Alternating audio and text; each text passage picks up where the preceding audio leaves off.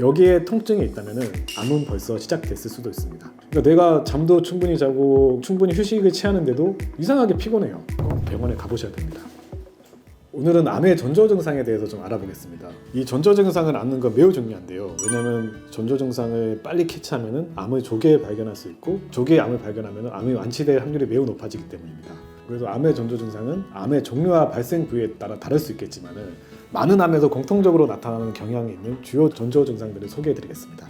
첫 번째는 최근 6개월 내에 특별한 이유 없이 체중이 급격하는 경우입니다. 암이 보내는 중요한 경고 신호 중에 하나인데요. 6개월 이내에 10% 이상의 체중 감소는 우리가 좀 우려해야 될 사항이고 꼭 이러한 체중 감소가 있을 때는 병원에 가서 검사를 해봐야 됩니다.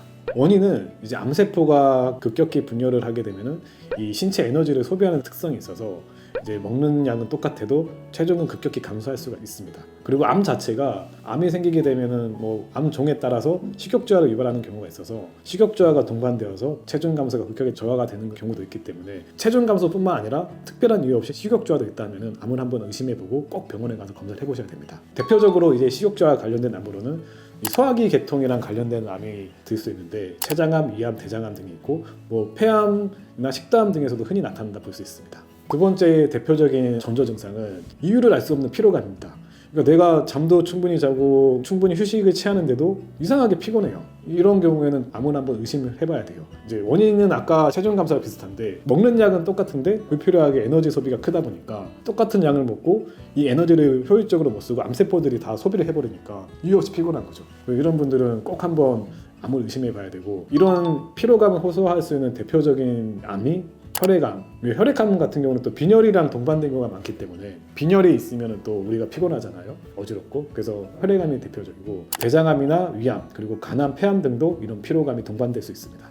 그리고 이제 또 대표적인 게 통증인데, 이 통증은 조금 암종별로 통증 위치가 다를 수 있는데 그 암이 생긴 부위랑 연관된 경우가 많아요. 대표적으로 췌장암이면 등 통증, 식도암이면 식도 부위 통증. 암이 생기게 되면 암 덩어리가 자라나고 이 암 덩어리가 주변 신경을 건드리거든요.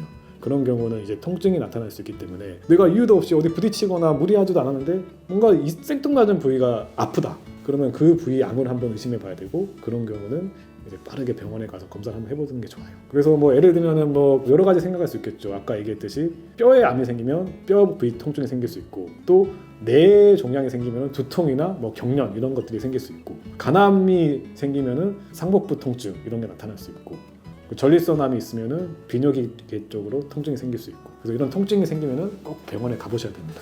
그리고 네 번째가 피부 변화인데요. 피부가 갑자기 어두워지거나 노란색으로 변하는 항달, 붉은 반점, 이런 색소 침착, 이런 게 이유 없이 생기면은 한번 암을 의심해보고 병원에 꼭 가보셔야 됩니다. 이제 암세포 같은 경우는 멜라닌 생성에 영향을 미치거나 혈액 응고 문제를 일으켜 피부에 이상을 유발할 수가 있는데, 췌장 두부암 같은 경우는 담도를 막아버려서 그런 경우는 항달이 생기고 피부가 노래지거든요. 그래서 이런 피부에 이상, 멍이 잘 든다거나 색깔이 변한다거나 이런 경우는 꼭 한번 암을 의심해보고 병원에 가서 검사를 해봐야 됩니다.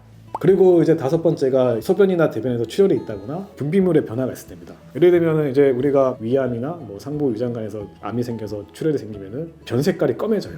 왜냐면 소화가 되면서 피 색깔이 검해지거든요. 대장 부위나 이런 쪽에 암이 생기면은 바로바로 이제 출혈이 생기면 나오면서 선홍 색깔의 이제 혈변을 볼 수 있겠죠. 또 자궁에 암이 생기면 자궁 출혈이 생길 수 있잖아요. 그래서 이런 이유를 알 수 없는 출혈이 있다. 이러면은 암을 한번 의심해보고 한번 꼭 병원에 가봐야 됩니다. 그리고 또 여섯 번째가, 이것도 당연한 거예요. 이제 암이라는 건 결국 비정상적인 세포 분열로 덩어리가 형성되는 거잖아요. 그래서 몸 특정 부위에 이상하게 뭔가 딱딱하게 만져지는 덩어리가 있다. 서해부라든지 유방부위라든지 목 부위라든지 복부 쪽이라든지, 그러면은 한번 암을 의심해보고 병원에 가서 검사를 해볼 필요가 꼭 있습니다. 그래서 유방암, 림프종, 갑상선암, 고환암, 이런 피부에서 만져질 수 있는 암종 있잖아요. 그런 암들은 덩어리가 만져지면은 이런 암일 수 있기 때문에 빠르게 한번 병원에 가보셔야 됩니다. 앞서 얘기한 게 대표적인 이제 전조 증상인데, 이거 외에도 호흡곤란이 생기거나 뭔가 음식을 삼키기 어렵다, 식도에 뭔가 생긴 거겠죠. 그래서 이런 증상들이 나타날 때도 암을 한번 의심해보고 병원에 가보는 게 좋고, 워낙에 암 발생률이 높기 때문에 저는 한 40대가 넘어가면은 그냥 건강영양증 환자처럼 자주 검사 받는 것도 좋다 생각해요. 저희 병원이 암 환자 진료를 보다 보니까 더 그렇게 느껴질 수 있는데, 생각보다 여러분이 생각하는 것 이상으로 암 환자들이 많습니다. 뭐 통계에 의하면은 평생을 놓고 봤을 때 내 옆에 있는 가족 중에 3분의 1은 암이 걸린다잖아요. 그래서 뭔가 평소랑은 다르다. 그러면은 뭔가 그냥 건강영양제 환자처럼 의심해보고 병원 가서 진단해보면 좋아요. 그러니까 뭐 진단해보는 건 손해는 아니잖아요. 정상이면 기분 좋고 비정상이면 빨리 치료했을 때 좋고.